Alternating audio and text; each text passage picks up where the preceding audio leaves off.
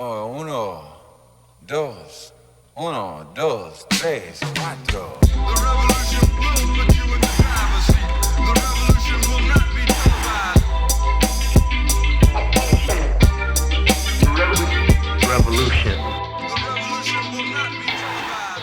Will not be televised. Not be televised. The revolution will be. Well, hello there, everyone. Welcome back to another episode of the Visual Revolutionary Podcast. My name is Rick Stovall. Hopefully you know that by now.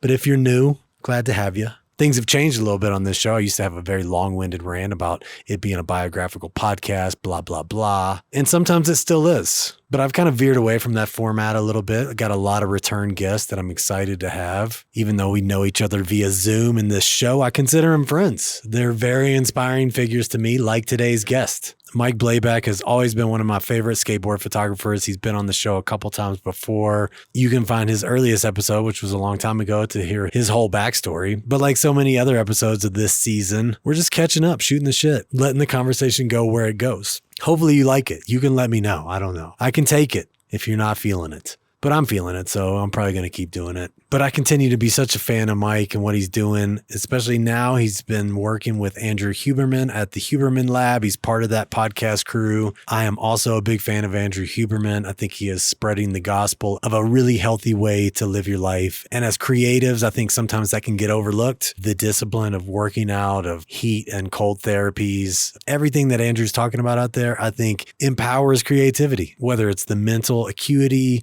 or just the energy levels of trying to keep up with the career that can sometimes be exhausting, especially as we get older. Me and Mike are not the youngest, but I think a lot of our youthful exuberance not only comes from, surrounding ourselves with a lot of young people because he's been in the skateboard world so long. It also comes from our dedication to working out and to following a lot of the stuff that Andrew Huberman talks about. If you don't know who Andrew Huberman is, check him out, Huberman Lab.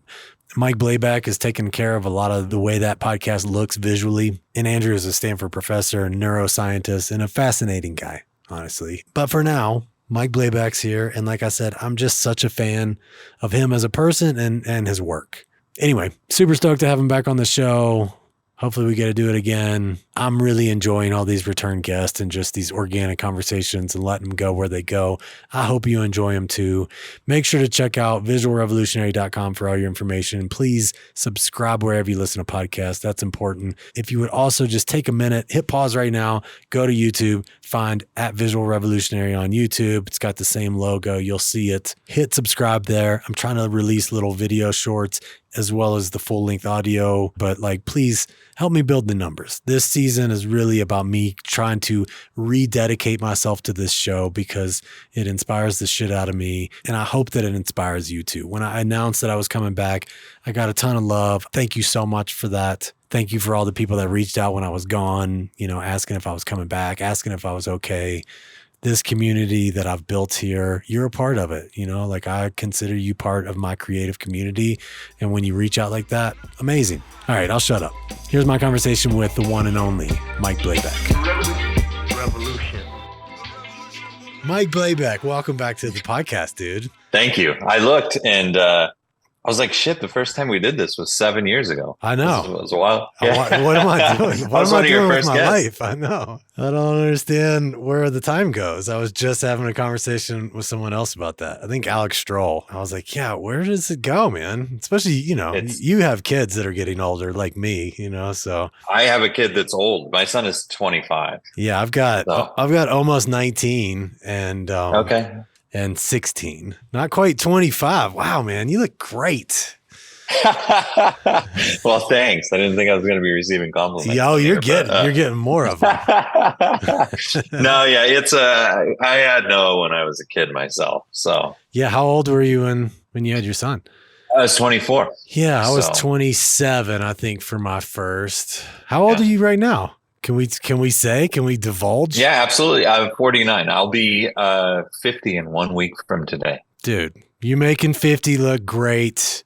I want to talk about that. Let's keep the compliments going because I want to lead off by saying, whatever you're doing, man, it's working. You look great. I can tell. Well, you lost I'm hanging weight. out with Andrew Huberman. I that know. helps. Let's talk about it. Let's talk about that. Let's talk about how he's changed your life because it seems to be for the better. It looks like you've been working out. You've lost a bunch of weight. You look great. You look Thank like you. you're sleeping good, whatever the regimen is.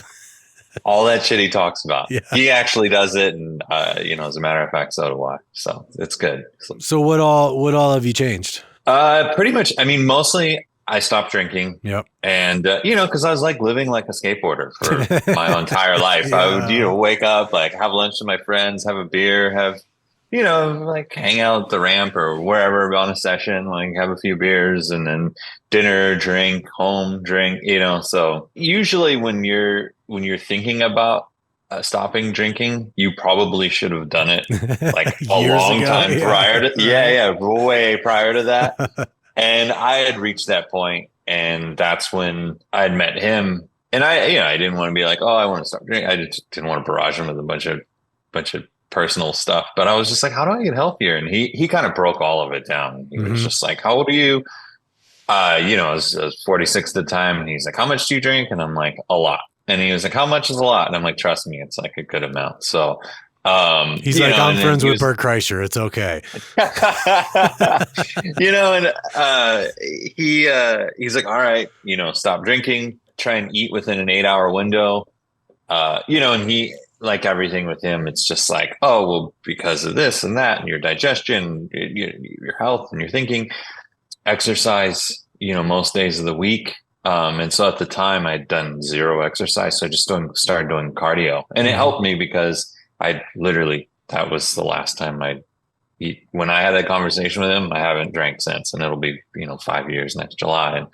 And, so I just like did all of those things, and it's helped me so much. And now I do so much shit that 10 years ago, I think I was completely insane. Like I have a sauna and a cold plunge and, eat right and just do all the things, again, I'm getting any younger. So no, I went, look, for the people like us that are, moving up on age and trying to keep up with all the young people out there. I'm fascinated. Look, I know what my routines are, and I take it all very seriously, and my health is a very important part of my life, and I bring it up on the show sometimes, but I'm curious. Like, so what's your daily look like these days?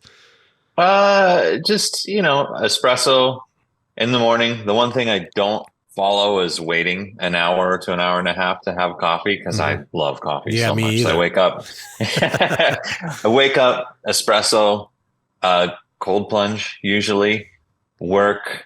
And then just kind of like, if I have any errands or anything to do, most of my work these days is focused on the podcast. I still do commercial work when it dovetails into, our schedule, because it's just, there's only 4 of us. Well, actually 6 of us, but 4 of us that kind of own it and run it internally. And so there's a lot for all of us to do.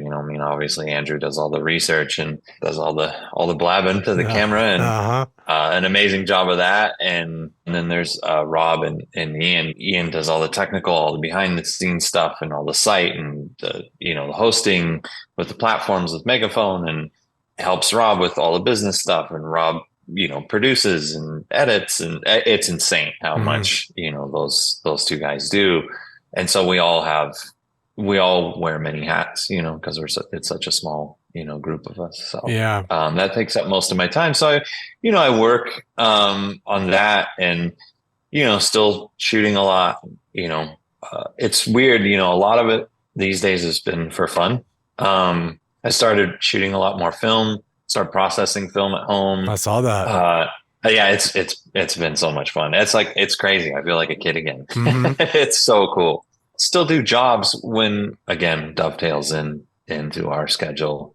But that is certainly the priority for me these days. Well, and look, man, the caliber of guests that you're getting over there is giving you a lot of opportunities, obviously, to continue creating portraits that they fit right in line with a lot of your previous work. And so, I love seeing it. I love when the Rick Rubin stuff dropped, and I know you shot that on film, and amazing.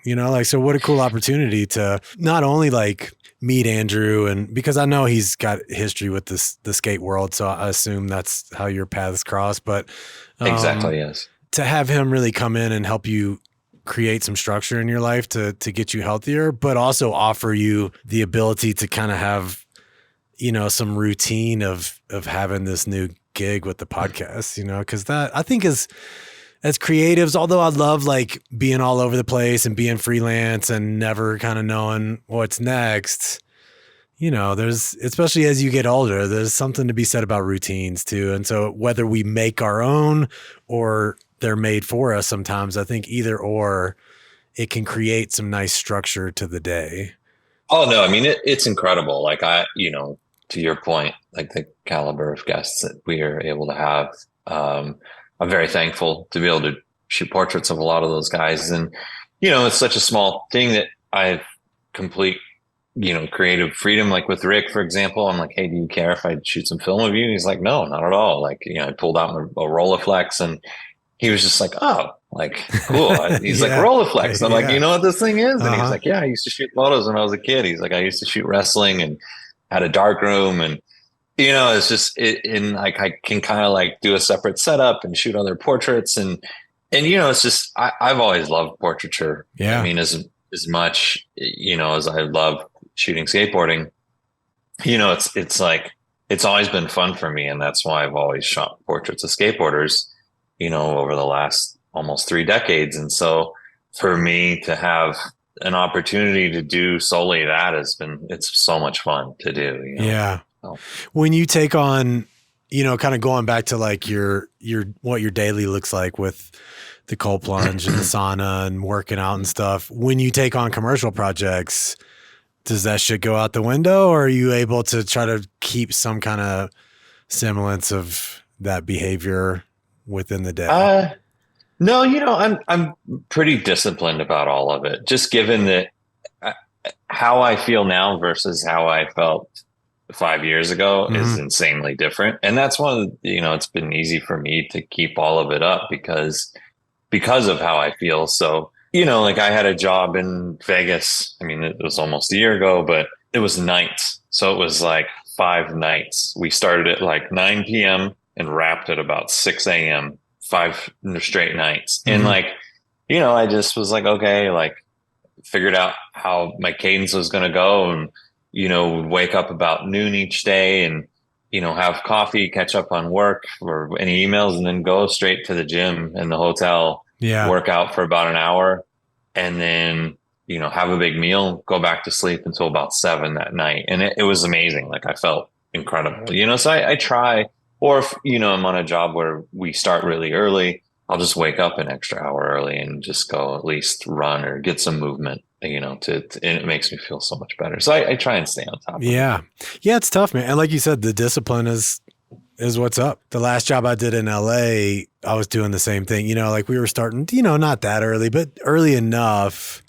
And I was booking in that same thing, like, you know, and it was funny because the client I had wasn't from LA. And so we were actually staying in the same hotel. And so, you know, like she ran into me, she was getting coffee when I was like leaving the hotel gym, you know, super early. And she was like, oh, what are you doing? And I was like, I'm just trying to squeeze it in, you know, but it, like you said, as much as it's really the last thing I want to do sometimes when I wake up, man, it makes a difference. And I think sometimes it's easy. Things are changing. And I think a lot of it is thanks to people like Huberman, you know, like really out there kind of spreading a gospel of good health. But nonetheless, I think in the creative world, in the skateboard world, in the snowboard world out here, it becomes easy to kind of roll your eyes at it and just be like, what, you know, and until you start doing it. And like you said, if you do it long enough, I think you just realize like the vanity aspect's great. Like I like looking good too, but it's the mental clarity. It's all of it, you know, I mean, it really, I think creatively changes the game as well. No, you know, like I found myself, you know, now that I'm on sort of a different program, I found myself looking at other people's work more. And like I said, like now I'm, you know, processing film at home, and just like I have more, like way more energy to like, I love photography so much. So I have more energy to like dive into it and like lay into books and like look at stuff online and, you know, just kind of like nerd out on it. And like after I process film at home, just scan it and go through it and edit it and just doing all the things that I used to do when I was a kid, you know. And thankfully, you know, I've been fortunate enough to have a career that's kept me extremely busy. And, Yeah. you know, I sometimes didn't have time to do a lot of that stuff, but, you know, thankfully I do have a little bit more of that now. But, you know, the reason that I am doing it is because, you know, I feel a lot better and I have the energy to do all that stuff when I do have the time to do it. So. For sure. Well, and I think like the time you spent, you know, in the skateboard world and, you know, even around people like Ken Block, rest in peace, you know, like I think there was like that. I've talked about it on the show so much, you know, those worlds and it's the same with me. And it's a reason I think I hold them in such high regard is that there's this real kind of Peter Pan aspect of that lifestyle, you know, like of not wanting to grow up. I think we even talked about that the last time you were on the show, when you look at someone like Grant Britton and he just like seems to still have this youthful exuberance about him where you're just like, dude, you know, how cool. But I think when you're able to then pair that with what you're talking about, those two, I'm sure, go together great. To have the youthful exuberance mentally and then pair it with something that helps you have the youthful Physically, energy to go with when it. you can actually change your physiology to match how your what's going on upstairs is pretty amazing. And, you know, Grant is a really good example of that, you know, because he's like still going to Poods, is parked down the street from where he and I live, and, you know, still shooting all the time. And it's awesome. And so it feels amazing, you know, because I still feel the same way as I always have. And I'm still super excited to shoot. And, you know, I still shoot skateboarding and going out, and it's like, it's so much fun. You know, I do it for fun now, but it's like, it's so incredible to do. Yeah. So. Well, I think, you know, I'm not that much younger than you. I just turned 46. So I was also having that conversation just the other day with someone, and we were talking about, you know, I think what I see the most with specifically like people our age, which I don't feel is that old, you know, like 50s the new I did 30, when I was right? 20, but yes, yeah. of course. Yeah. When you're 20, you're like, look at this old man. But I didn't know any people like you that were 50 years old when I was 16. I don't know that even existed. I'm sure it did, you know, but there's just so many like very young acting and physically fit looking, you know, 50, 60, 70-year-olds these days where you're just like, I want to, like, whatever they're doing, I want to do that too. But I think what I was going to say is, especially in the creative space, sometimes it saddens me to see someone that's our age that seems to have lost curiosity, because I think that is the real nail in the coffin. That is like what takes away youth the most, I think, is the lack of curiosity, and to just stay curious about things in life and want to be a beginner at things and try new stuff. And once again, I think to be around someone like Andrew, and, you know, who a lot of that message he's spreading is, you know, a very, a much more scientific way of saying what I just said, you know, like, yeah, no, absolutely. And he's aligned with that. And like, is a huge, you know, obviously like, he's actual 100% real skateboarder, you know, and that's how he sees things. And, you know, and is, you know, I think that seeing things in that way translates, and it's hard to explain to people that don't skateboard or aren't like skateboarders, you know, because you're in this thing that like, skateboarding is the most critical thing in the world. I mean, skateboarders hate everything in the best way possible. Uh-huh. So, you know, like, and it's like, he's looked at, you know, academia through that lens and science through that lens, and now looks at like podcasts through that lens, where, you know, when you're a skateboarder, if you wear like the wrong shoelaces, sometimes at like Embarcadero back in the day, you were like, get out of here. You know what I mean? Like, so like the bar of like how you do things and see things is like, you know, very, very high. And so it's cool in that way. But, you know, skateboarding is, you know, keeps you young, and also like, it allows you to like, you know, keep your own personal bar pretty high, of like, no matter what you do in life. Yeah. So. Well, and I'm also, I think what I'm saying is like, and I know you're still involved in that world very much so. And like you said, you're still taking on commercial projects and all of it, but to have this other outlet that's kind of new, you know, like obviously you've been shooting portraits your whole career, but you know, you're around a new kind of operation and new information. And I just think that helps stimulate curiousness because you're kind of being forced to be exposed to some stuff that you probably would have never been exposed to had you not been a part of it. And I'm sure it's helped to kind of spurn curiosity about certain subject matter that you probably never would have imagined yourself being curious about 10 years ago. Oh, no way. Absolutely not. Nor did I think that I would ever have the opportunity to like dive into portraiture as much as I've been able to, and like have so much fun with it, and like have that be, primarily what I do. Yeah. So it's awesome. It's fun to do. Yeah. What's your processing look like at home? Like, what's the film developing process? A changing bag.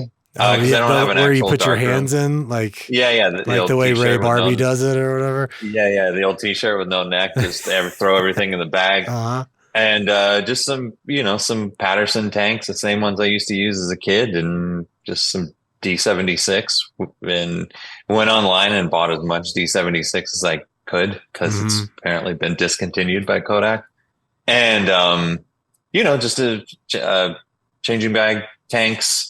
And then I do everything in a sink at home, and just hang it up in the bathroom and wait for it to dry, and then scan it, DSLR scan it mostly. I have a negative supply set up, and Nikon actually makes an attachment for 35 millimeter stuff that I can photograph the film using a D850. So they're nearly 48 megapixel scans, and it's all black and white, and so it's easy to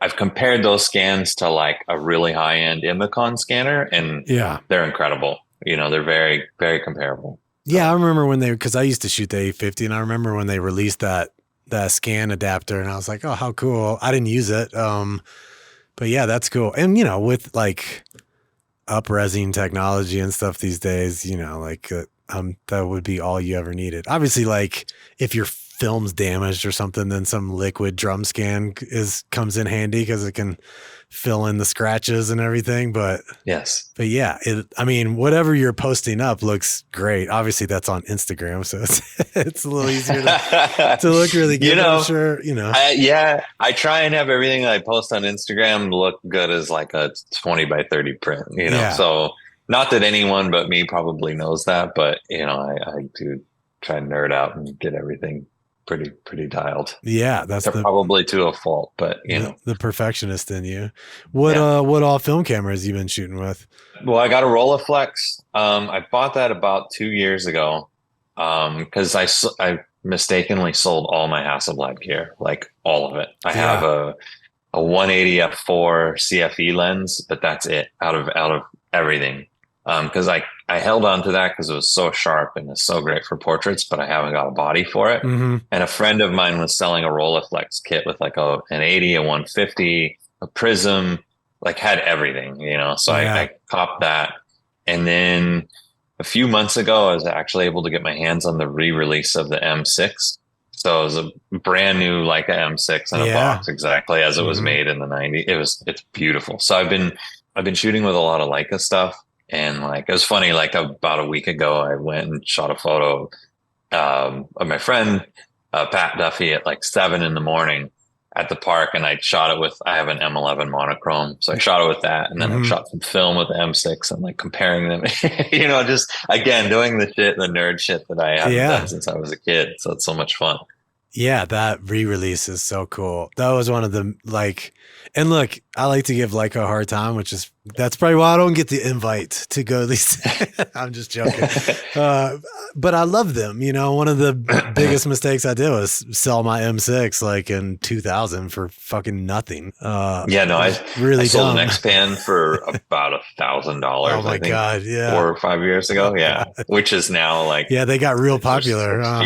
Oh my God. Yeah. No, it's insane how much money they are now. Yeah, all those cameras. It's crazy. I love seeing like excitement over film photography from young people, just like I love seeing the resurgence of vinyl being really big.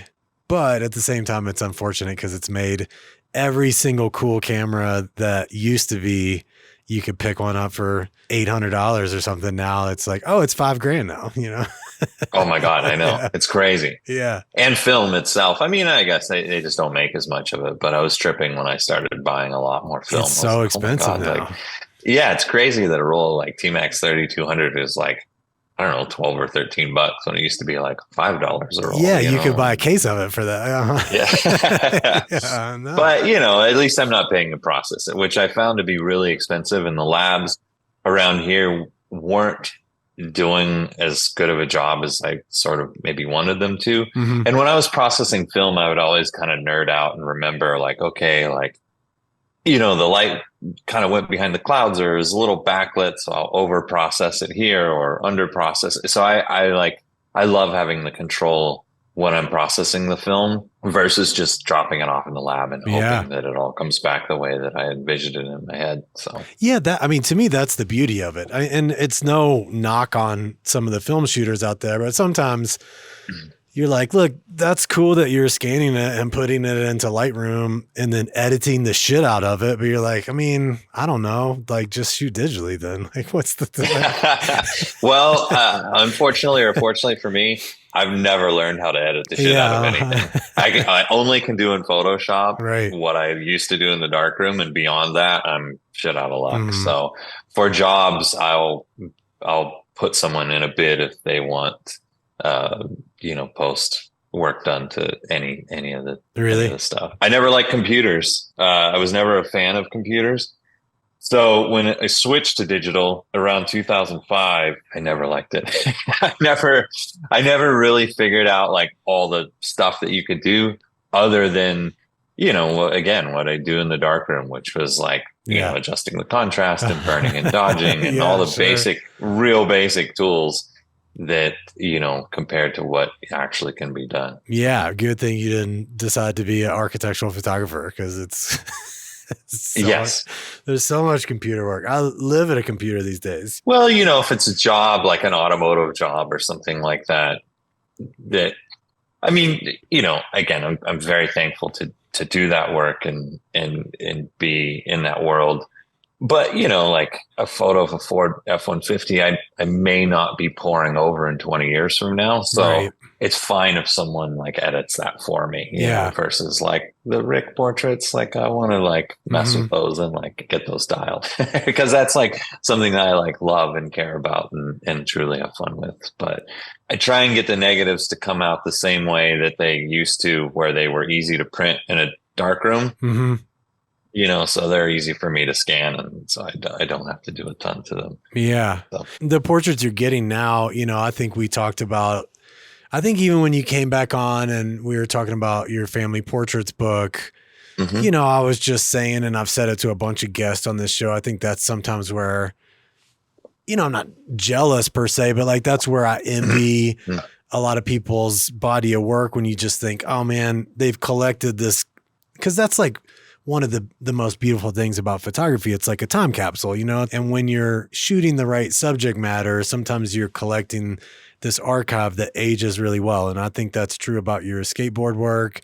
And now with a lot of these people you're getting access to, I think you're just continuing to build a legacy type body of work that ages really well. I mean, thank you. I feel very lucky that the people that I photograph skateboarding, you know, because to your point, like photographs, they are really, I mean, I think I've said this before, but like they are like baseball cards where if like you have the right person, that photo ages so well because you look back on it and you're like, oh my God, like this is incredible, you know? And I was talking to my friend, Aaron Meza, he's a filmer, and he was just like, man, like it's crazy that we got to hang out with, you know, all the people that we did, you know, guys like Gino and Mike Carroll and Jovante, and just how that the work of them like is aged compared to maybe some other people, right? And who are also incredible skateboarders, but just for whatever reason, you know, I'm really thankful that I have photographs of people that are my son Noah's like favorite skaters still to this day. You know, it's like insane.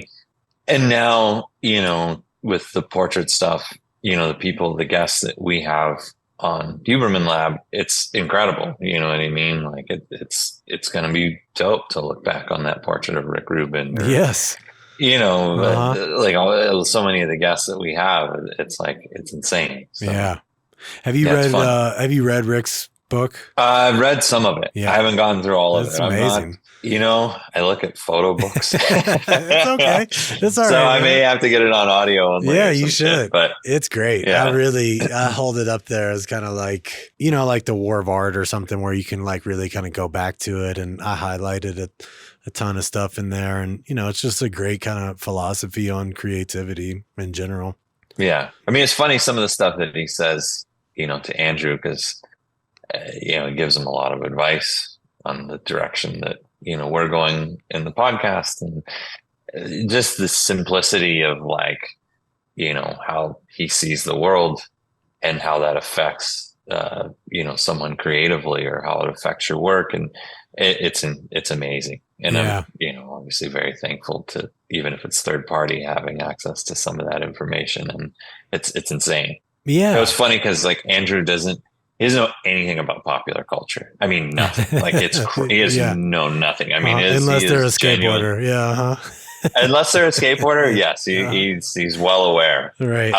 But he knows sometimes more about skateboarding than I do these days. He's always sending me clips of stuff and DMing me on Instagram. But, it's funny, like a few years ago, he called me. He's like, do you know who like Rick Rubin is? And I'm like, what do you mean? Like, yeah, of course. And I broke down his history of work. And he's like, wow, you know a lot about him. I'm like, yeah, so does the rest of them. You're like, yeah, everybody does. And he's like, oh, he reached out. And I was like, really? Like, that's insane. And they've become good friends. And Rick's, I mean, he's such an amazing guy. So it's funny. Yeah.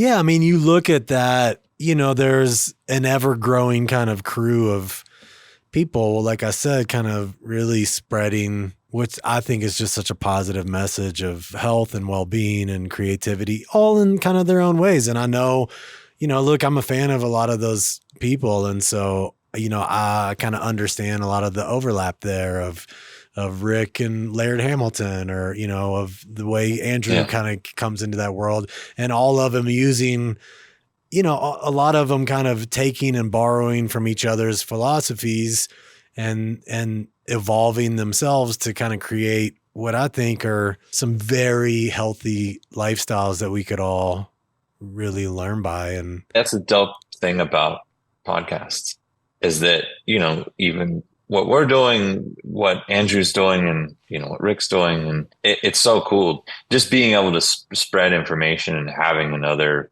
medium where people can consume, very valuable information. And, I'll be honest, when we first talked back in 2016, I was like, oh, cool. Like, what's a podcast? Like, what are we doing? And I'm always, I love talking about photography. Right. You know what I mean? I could babble about photography all day long. So I'm like, yeah, sure. Like, I was, very thankful. And, but even when Andrew, he came down to my house, because we became really close friends over the pandemic after we met in 2019. And he's like, oh, I want to come down and talk to you about something. He's like, I think I want to start a podcast. And I'm like, and he's a tenured professor at Stanford, and he runs a lab. And I'm like, why do you want to do that? And he's like, dude, the same way I helped you with all of your health stuff. He's like, I have so much access to all this amazing information, academia, and to all these people that do all this amazing research and can't necessarily communicate about it. He's like, I want to share that with the world. And, it's like, I could help so many people. And I'm like, oh, wow, it's crazy, and that's truly what he's doing. I mean, so to your point, it's like incredible to have a medium like podcasting to where, whether it's photography or health or creativity, it's like, it's so dope to have something where people can just consume all this information, and if they choose to, help themselves quite a bit.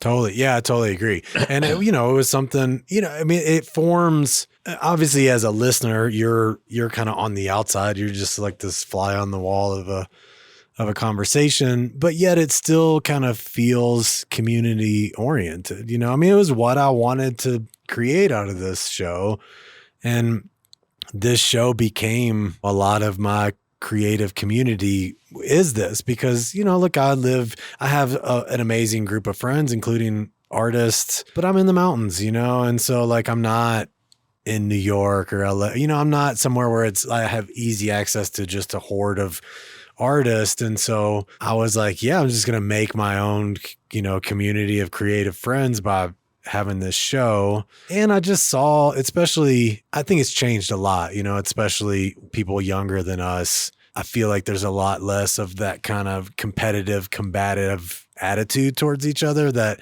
used to be very prevalent especially in the photography world. It was very guarded.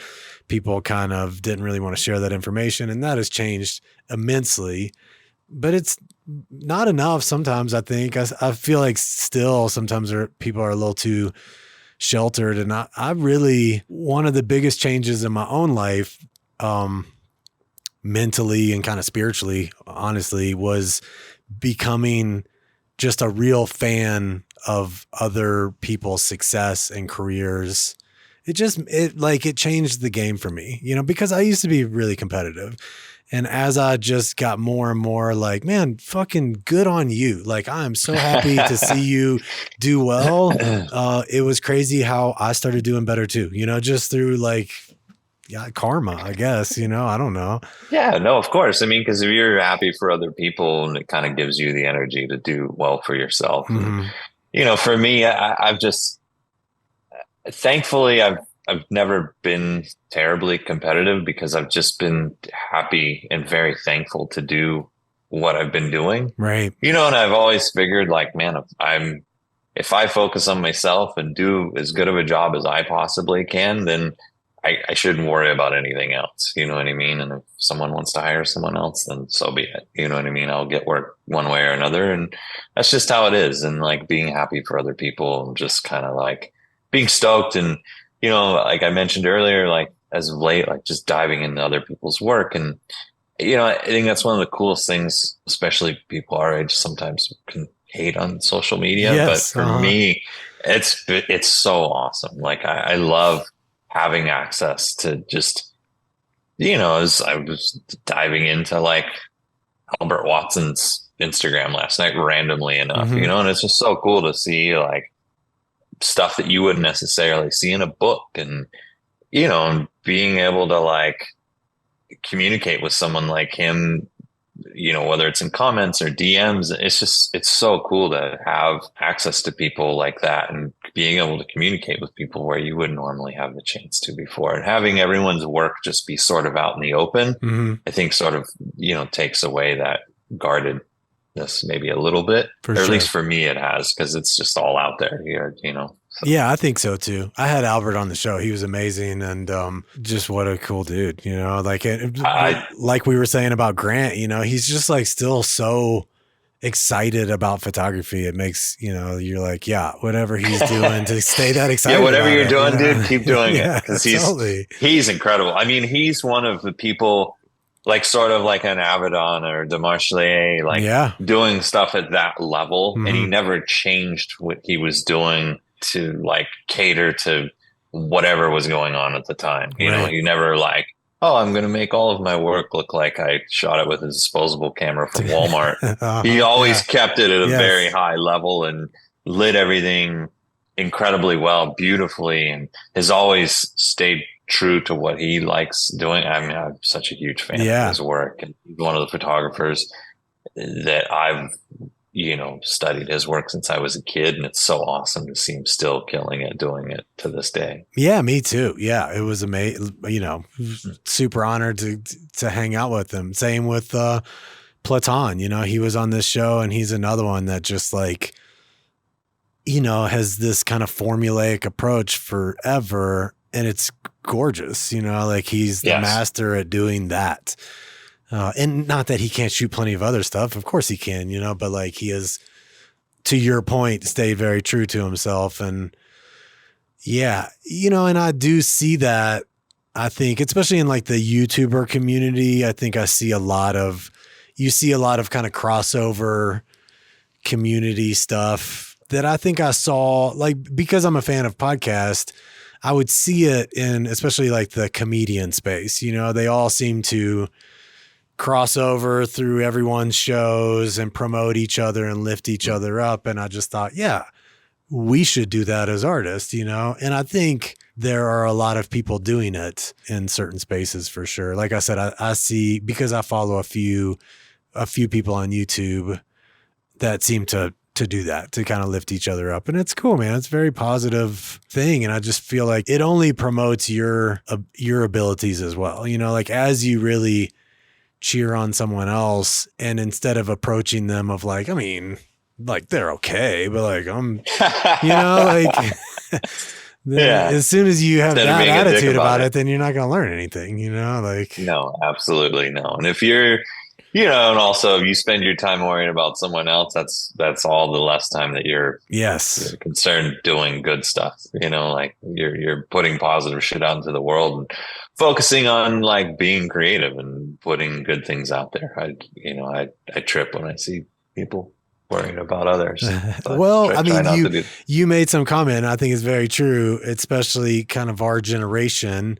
And this is a blanket statement. It's not true with everyone, because I don't feel that way, but you know, it is easy to look at, you know, when you saw like the rise of like the Peter McKinnons and people of that space, there was a lot of older generations just like, man, like who the fuck is this guy? You know, like who's he think he is?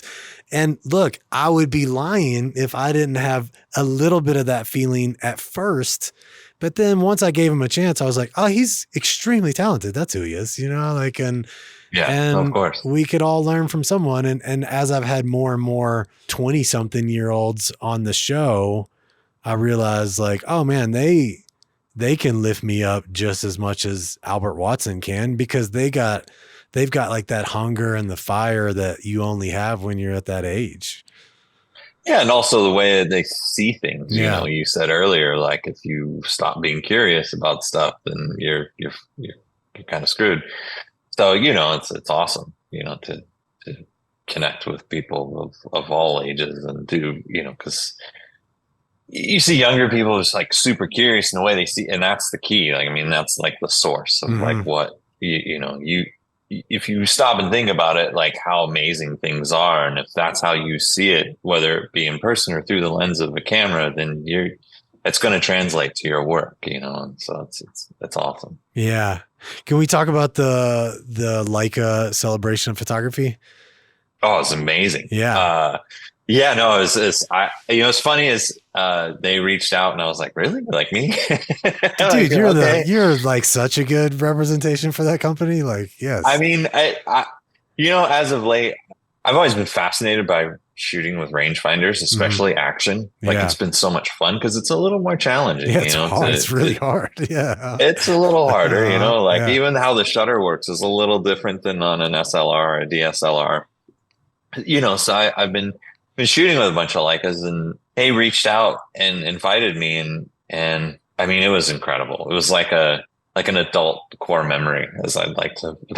I saw you post that. Oh, it's so sick, you know, to be flown to Germany and do nothing but nerd out on cameras. Yeah. For a day and a half was like amazing, and their campus, as you can imagine, is just incredible. I mean, they have like a hotel on their campus, and like the wallpaper in my room was like the line drawings of like how to load an M6. Wow. And, you know, it was all, you know, the numbers on the doors were it's the same, you know, typography that they use on their cameras. And I mean, I got a tour of the museum and through their archives, and they went through like a bunch of old cameras, you know, and they have logs of like every camera they've ever made. And, you know, we got a tour of the factory, and, you know, saw how lenses are made. It was amazing. Yeah. You know, it was like incredible. And it's cool to see, you know, they invited people from all over the world. The first time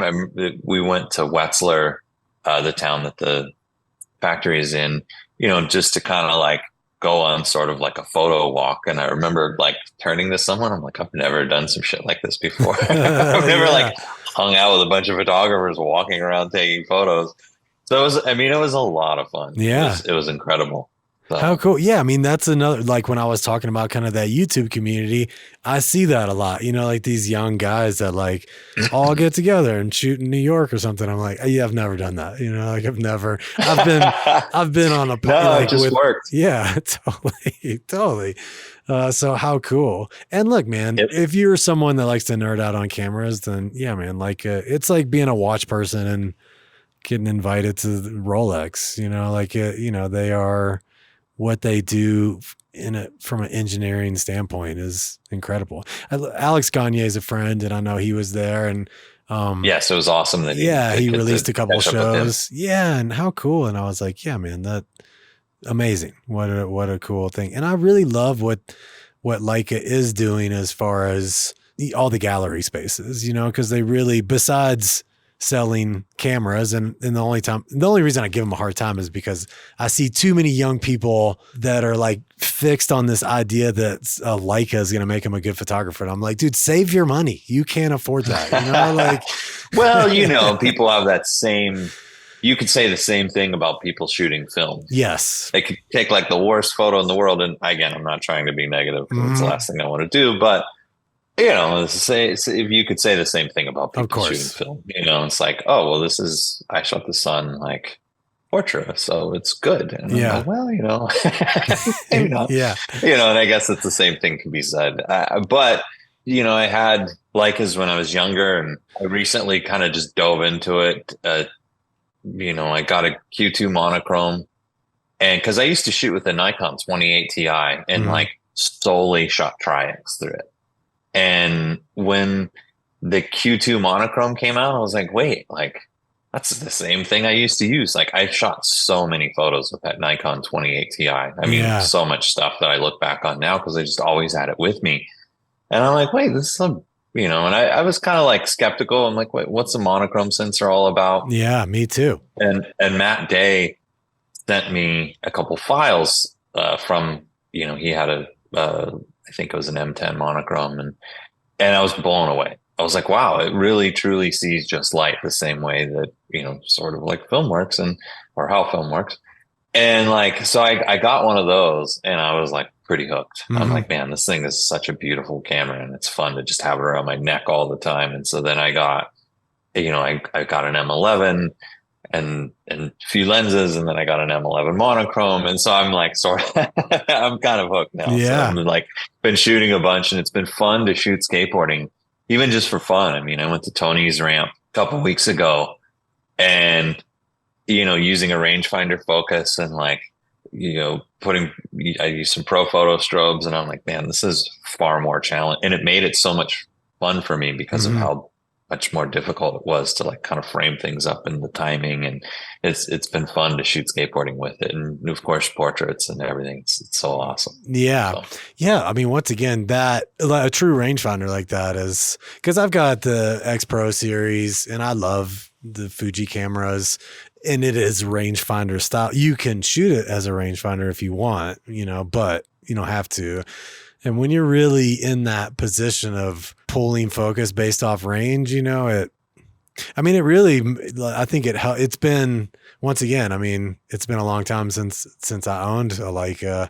Like we were talking about, being a skateboarder, makes you see things differently. You see things as a possible spot. Shooting a rangefinder makes you start seeing distances completely different, because you really got to get the hang of. It makes you really appreciate like focus pullers on film sets, because they're doing the exact same thing, Yeah, it's insane. And, with portraits and stuff like that at 1.4, it gets dicey. You gotta get focused really spot on.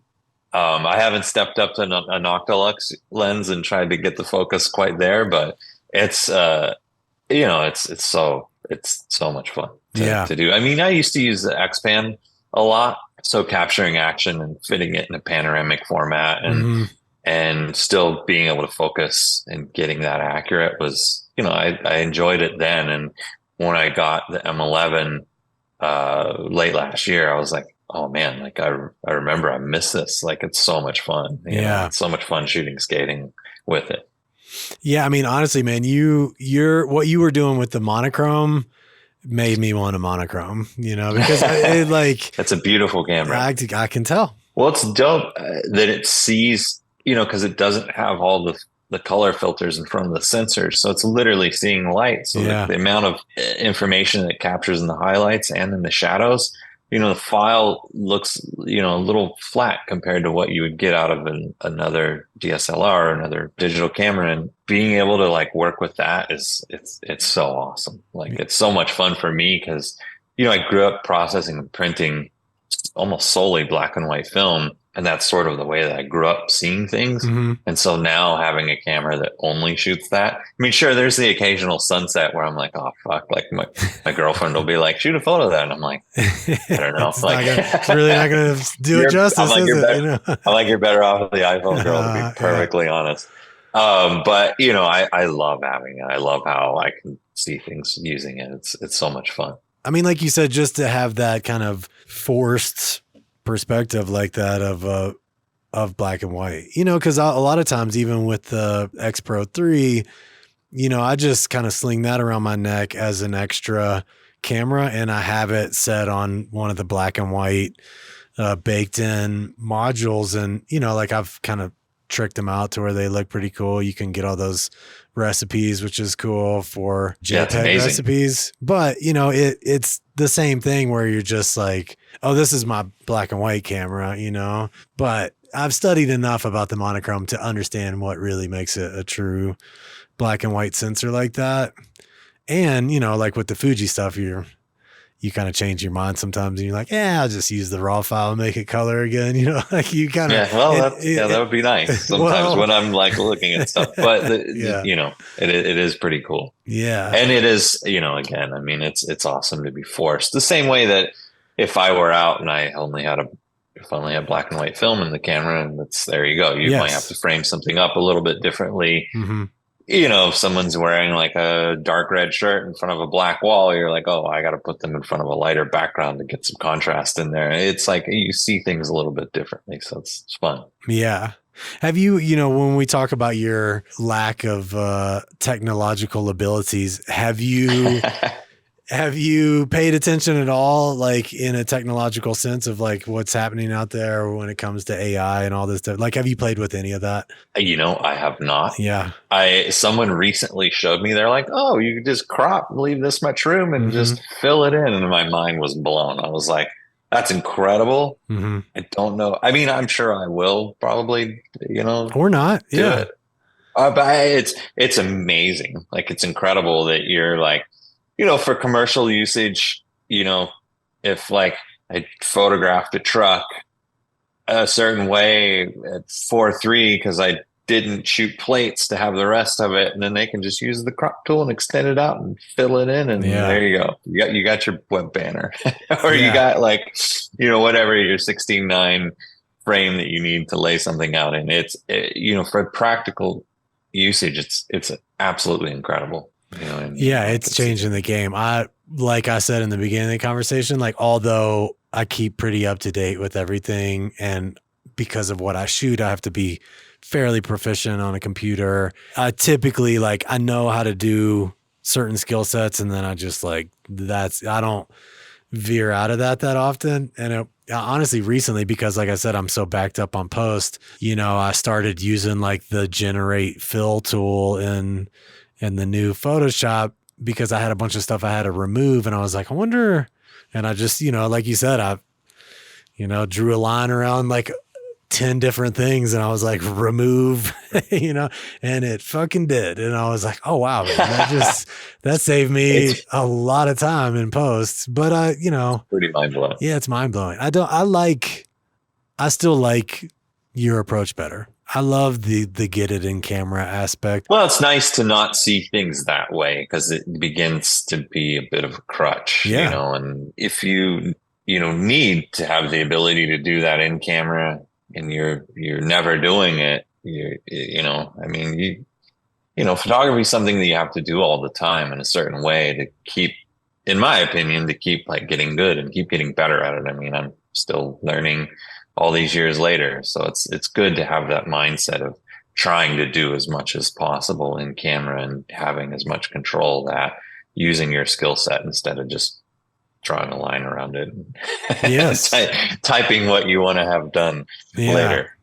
So. Yeah. I mean, I think to me, that is what's beautiful about what you see in the resurgence of film, like it just becomes more intentional, and you can apply it to digital photography. It's like, if you have the discipline, it's not like it goes away with a digital camera. It just, when we were talking about the monochrome digital forcing you to shoot black and white, film forces you to be intentional. Yeah, no. And it forces you to get everything right. And so therefore it's a very good way to learn. Mm-hmm. And when you're so intentional about fitting what you want to do within a roll of film, and then getting that roll of film processed, and then going through and remembering what you did incorrectly, and more importantly, what you actually did correctly, going through those steps versus shooting a lot, kind of just throwing them shit against the wall and seeing what sticks, doing it the film way of intentionally going through slowly and doing things and figuring out what you did correctly is such a better way to learn. Yeah. And when that translates to digital, it's amazing because, I still to this day find myself shooting way less. I mean, I was on a job for ASICs. They had someone, I was shooting one thing with strobes, and they had someone shooting like product and, something else. And like, I shot maybe like a quarter of what the other person shot, and he was shooting like product. Yeah. You know what I mean? Like, he was just sitting there like, how are you shooting that much? I was like, so much? Whatever. I didn't say anything, but it just went through my mind where I'm like, wow, like you're shooting a shoe, like sitting there. I'm shooting someone running, and I'm still like just waiting for a moment and like, capturing it. And I think that's just because of the way that I grew up working. And that's just how still to this day, I have to sometimes remind myself, like, okay, I'm not shooting film. Like, I can fire away. Like, I can still, you know what I mean? I force myself to kind of shoot way more. It's crazy. It's funny. I'm the exact same way, because I was shooting snowboarding when I really didn't have money to be processing that much film. So I was very slow and methodical, and sure, I might shoot a sequence every once in a while, but like only if I really thought I could get it and liked it. And it's to this day. I mean, granted, I'm shooting a very slow moving project for my career, but even when I go out and shoot like lifestyle stuff or personal projects, I'm like, I probably could have shot more. Like, why did I only take? No, absolutely. Why did I only take 30 photos? I was looking at all the. No, I thought that when I was going through all the files, and the producer was like, "Do you realize like how much you shot compared to?" And I was like, "Oh shit!" I realized like I probably could have shot more. But it's. I mean, now cameras are so insane. Yeah, it's like the last project that I shot with Ken Block. It was at night, and I still have a D850. I don't have a mirrorless camera yet. Mm-hmm. And, Audi had hired a photographer, and he was like a Nikon ambassador and had the Z9, and it just come out. Mm-hmm. And it was funny because I was like, it was at night, and I was shooting everything. I couldn't really go above ISO 1250. So only using prime lenses, 1.4 like prime lenses. And I was like presetting focus, because the focus on a D850, not the best, not the greatest. And so like, and I'm like, okay, like Ken's going to be jumping. I'm going to focus on the curb here. That's where he's going to be, like, pre-focusing. And this dude, like, Ken's going 150 miles an hour, and his camera's shooting at like 40 frames a second, focusing on Ken's eyeball. And I'm just like, oh my God, this is insane. Like, it's so crazy. Like, that's what cameras are capable of doing these days. It's amazing, Yeah, but you still got the shot. That's even more insane. So, I mean, it's, just because I'm used to working a certain way, and there's nothing, I mean, it's incredible that you're able to do that these days. But I mean, I love seeing you still use the 850. I used the 850 for years.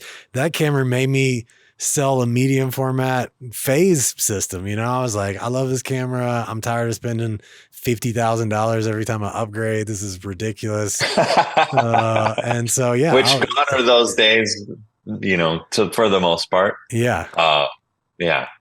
But yeah, it is. And I had client a few years ago. They're like, we want you to use a Hasselblad.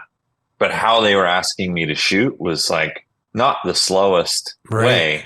And I'm like, I really don't want to do that. And I had to like send them files from a Hasselblad and send them files from a D850. I'm like, here are the files. Like, please compare these.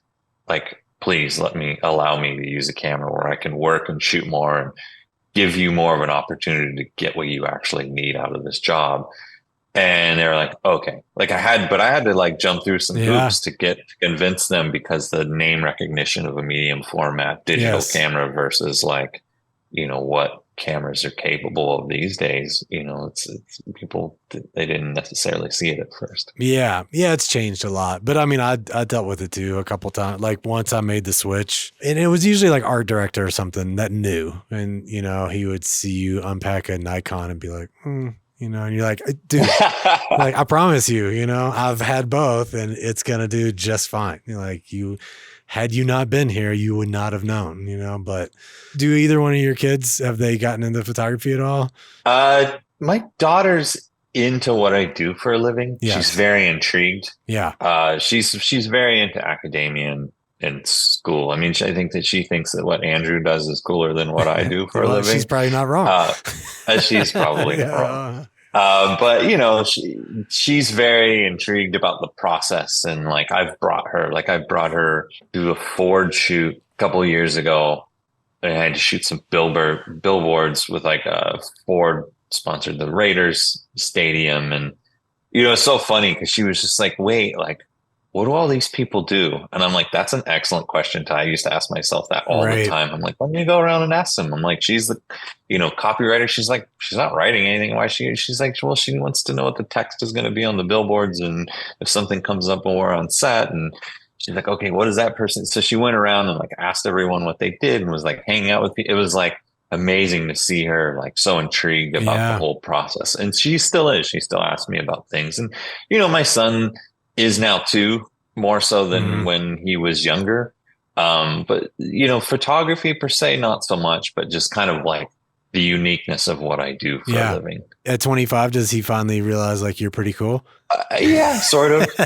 You know, I think more importantly for me, just reminding him that I want him to do something that he loves doing for a living, you know, and, you know, because he refers to his friends. He's like, oh, my friend's doing this and he's going to school. And I'm like, okay, well, I just want you to be happy. You know, like I put a roof over your head growing up, shooting photos of my friends skateboarding. That's a pretty obscure way to make a living. And I just want you to see that and know that, you know, just if you love doing something and you do it incessantly, you'll eventually get very good at it. And therefore you'll, you know, hopefully be able to make a living at it. And that's what I wanted. You know, I think that he's starting to see that through, you know, me reminding him and him seeing me doing that. And with both my kids, you know, I'm not one of the parents like, you have to go to college, you got to do this. It's this cookie cutter way of like how you're meant to be once you're out of high school is, you know, I think for the most part is not looked upon as what it was when we were younger. But you know, just kind of showing them that. But they're certainly intrigued about, you know, like it's funny, like my daughter's actually stoked that I'm at her flag football game shooting photo. Yeah. Instead of being like, shit, like my dad's here. Like, yeah, so it is cool. I mean, they both think that I'm fairly cool, which is nice. I mean, my daughter, you know, my son's not on Instagram, but my daughter, she'll like repost photos of mine, and nothing makes you feel cooler than your 15-year-old daughter reposting something in her stories. So it's nice. No, it's beautiful. I mean, I think you're so right. You know, as a parent myself and as a parent of kids who are getting older, like we've both been at this for a while. And so we've got a little bit of experience and, you know, all our failures along the way. But I've said to so many parents, and I'm guilty of long-winded speeches sometimes, of course, and maybe some of that gets in, but it's really leading by example. I mean, that is what kids see the most. And I think you're so right that whether we think they do or not, like 100%, they see you kind of marching to the beat of your own drum. And and making a living from it. Cause my son sees it too. And when we talk about it, and I bring him up probably guiltily more than my daughter, only cause he's at that age where like he's taking a gap year right now. He's a very high level competitive cyclist. He travels all over the world to race bikes and he's trying to figure out what he wants to do. And I tell him the same thing that you just said. I'm like, buddy, like, don't worry about what everybody else's dreams are. Like you live your dreams,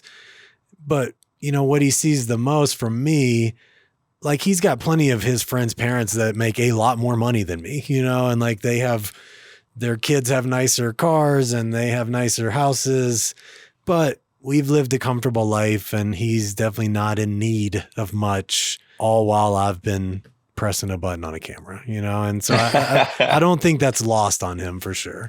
Yeah, no, it's good. I mean, just finding creatively like what makes you happy or just what makes you happy in general and being able to like do that for a living, that's one of the things I'm most thankful for, and even still, my kids seeing me, starting something with my friends, in the Huberman Lab podcast and just, driving back from our studio one night with Andrew and he's like, this is so sick. He's like, you've been able to do this your whole life. Yeah. And I'm like, what? And he's like, just hang out with your friends and like make cool shit and like put things out into the world like we're doing.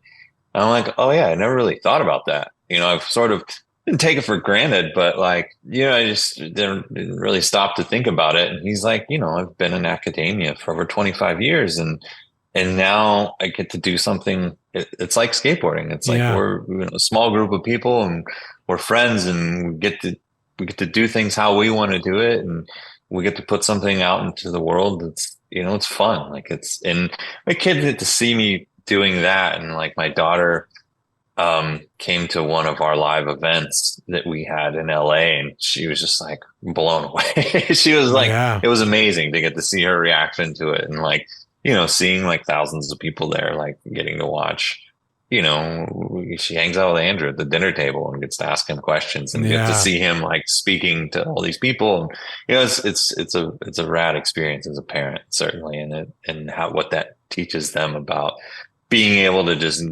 follow what they want to do for a living. And like, I'm very thankful to be able to do that. Yeah, I love that so much. I mean, I think that was, I grew up in a small town in Kentucky and it was pretty, it's kind of sheltered from a lot of, especially at the time, the internet didn't exist and I didn't have easy access to like all these subcultures. And so I think that's why the introduction of skateboarding and the culture that came with it became so important in my life. And then later with the Grateful Dead and the culture kind of wrapped around it, it was just getting exposed to subcultures of mostly, I think what really changed my life the most was just like seeing adults that seemed to be living way outside of the norm that I was taught that was kind of the only way to go. And so for our children, I just, like they're constantly just through sheer relationships that you have, they're constantly exposed to a lot of people kind of doing things that aren't necessarily taught in school as like, this could be your future, even though it definitely could. And it's just such an amazing way to be raised, I think. Yeah. And I'm thankful to be able to do it, just the same way that I'm thankful to be able to do what I've been, fortunate enough to do for the last 30 years. It was funny because like Ty, my daughter, she's still in high school and she's just like, you have a hard time explaining like what you do. I'm like, I don't know. It's just like, I just show them your Instagram. And now it's funny because like a lot of her friends know who Andrew is. Yeah.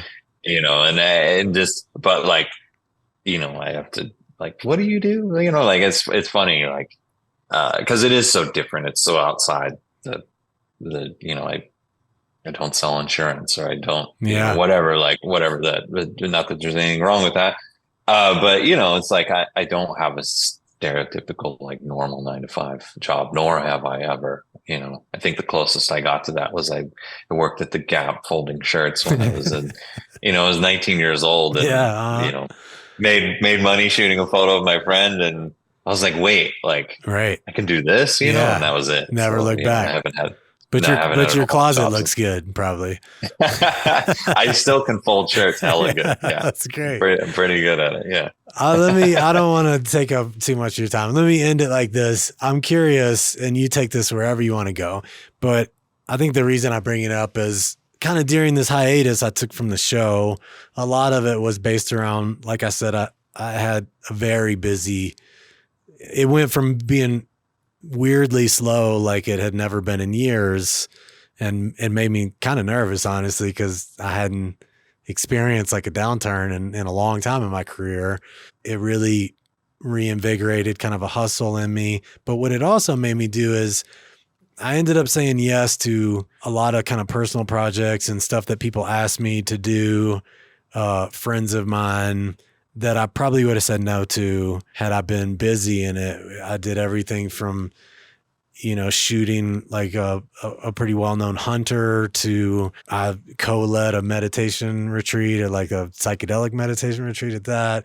And it became these like amazing opportunities in my life that who I don't know if they'll do anything, but they really brought me some growth I think that I needed and were kind of a cure to some of the mundane. And like I said, it would have been easy to say no. I'm pretty sure I probably would have said no had I not had that massive downturn in work for a few months there.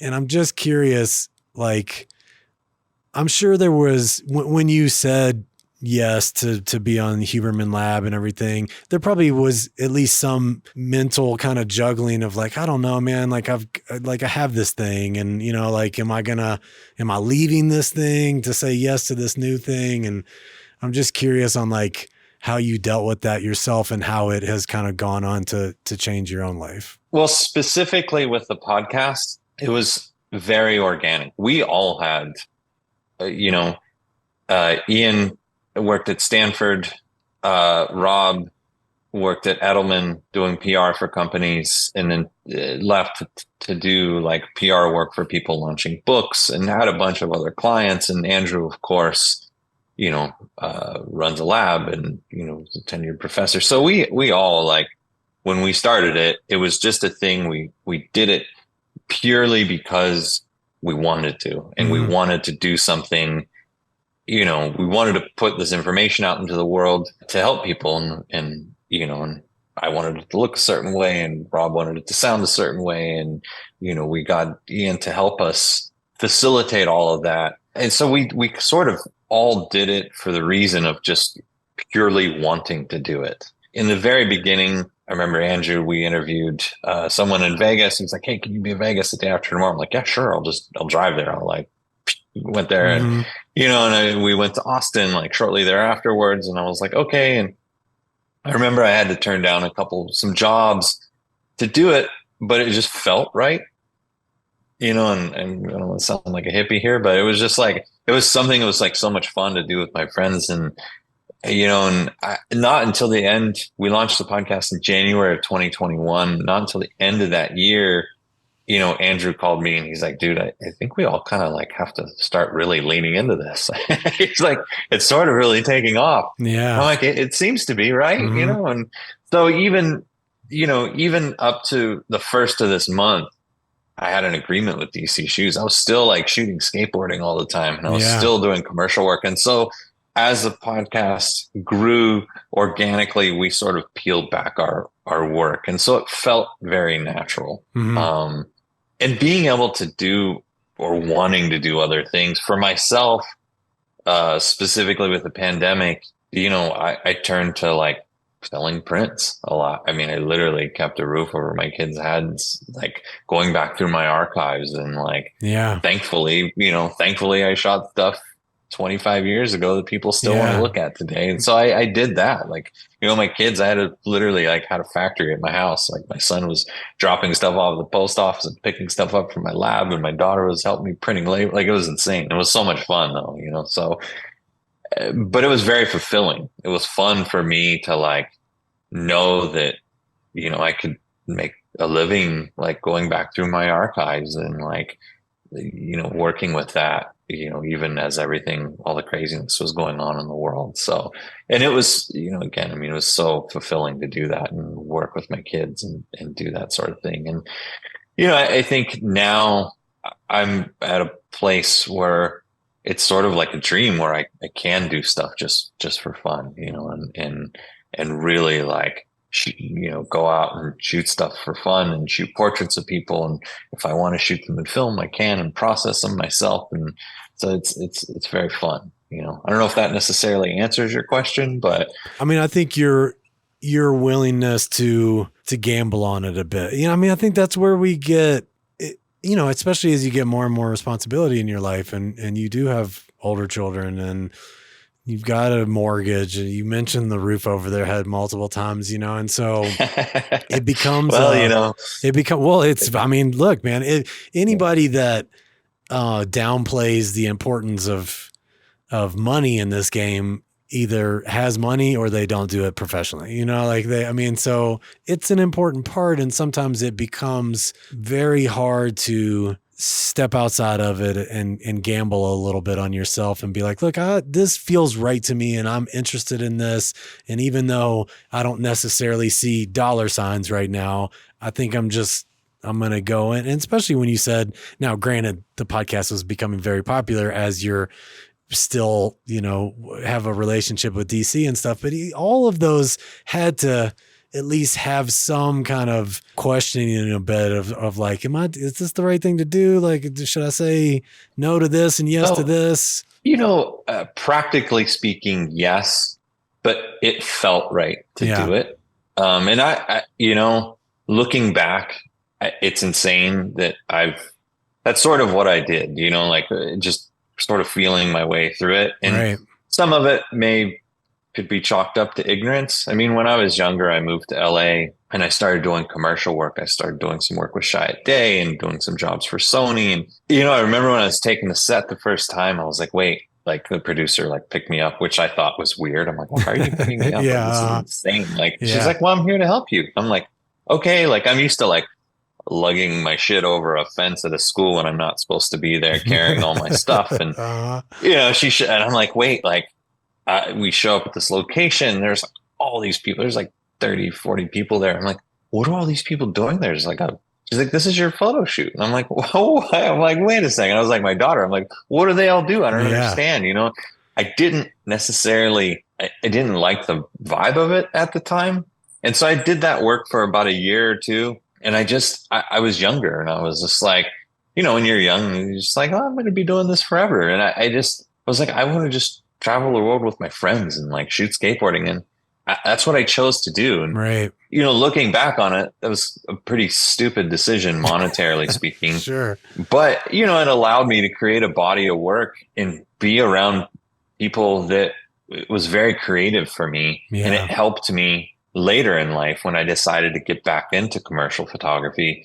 And actually at the time, art directors and people at agencies, they grew up skateboarding. So they actually were seeing what I was doing this whole time. Right. But it just because it felt right. It felt right to do that. And had I stopped in 2000 when I moved to LA and just slowly tried to focus on creative work, I don't know what would have happened had I not shot skateboarding for the last 20 years. If I just did it for 5 years and stopped and started, shooting portraits for Sony, I don't think that my work would be looked at the same way. And I don't think I'd have the same outlook on photography. And I may not have ended up, crossing paths with Andrew. And so it's sort of it's been, I felt very lucky that I've been able to just sort of feel my way through it and do what truly felt right and what I had fun doing. I feel very lucky that I've been able to do that. And again, when I look back and I'm like, wait,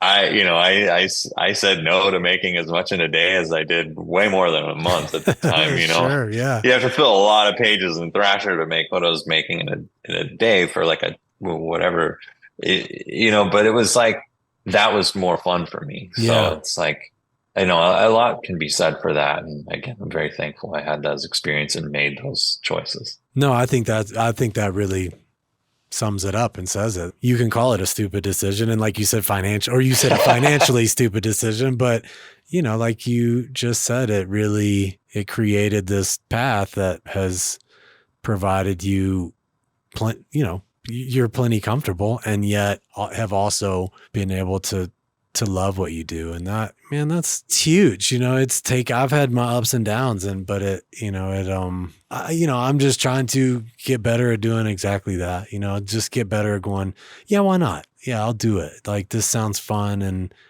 And maybe I say no to something that financially I should probably say yes to, but I'm just going to gamble on it. And I can't say that I've been that disciplined in doing that. It's becoming more of a new thing. I think it's a little easier as my kids get older, but nothing's gotten cheaper. So like this is true. Yeah. It still feels very dangerous is the wrong word, but it feels fraught sometimes to be like, I don't know, man, I guess I'm going to say no. Like, I guess I'm going to block off time to say yes to this thing that is for free, but it sounds really fun to me and it sounds really interesting, but it really, like I said, because that's where the best work comes from. Yeah. And that's where you get the drive to create better work when it maybe is something that you don't necessarily want to do. And that's where that comes from, you know, and that's what Rick's book's all about. Yeah. Finding the source of what makes you, what makes you creative and what you truly want to do. And whether consciously or not, it's what I've thankfully been able to do for my entire career, So again, monetarily speaking, not a wise decision to walk away from doing commercial work when I was younger, but thankfully, that I was able to get back into it and be able to do it for the last 10 years or so. And yeah, it's been incredible. Yeah. Well, dude, it's been incredible. I've been a longtime fan of yours. It's really fun for me to have built this community where I get to hang out with you, I love your work, man. I really do. I love what you do. And I love what you're doing now with Andrew. I think it's so cool. And so congrats to all of it. Thank you so much for taking time out for me. And, you're always welcome on the show, but it's been a blast getting to catch up. Well, thanks, man. I truly appreciate it, and always thank you for having me. Revolution. All right, there it was. And that is it. Once again, visualrevolutionary.com, @visualrevolutionary on Instagram, @visualrevolutionary on YouTube. Hit subscribe on all the platforms, please. That's my ask, I'm not selling you any supplements yet, although that day may come. Don't get mad at me if I do. I take supplements, so, Anyway, so many more episodes to come. Really got some great interviews lined up. I've got some great interviews already in the can. I'm excited about all of it. I hope you are too. I'll be back soon for another episode. Until then, I'm out. Peace. Revolution.